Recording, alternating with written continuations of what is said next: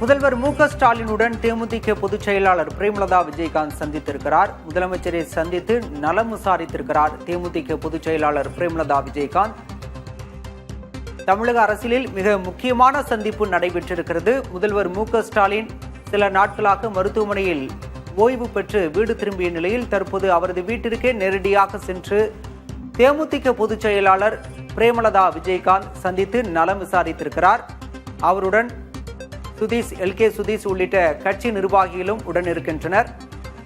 துணை முதலமைச்சர் உதயநிதி ஸ்டாலின் மற்றும் முதலமைச்சரின் மனைவி துர்கா ஸ்டாலினும் அங்கு இருக்கின்றனர்.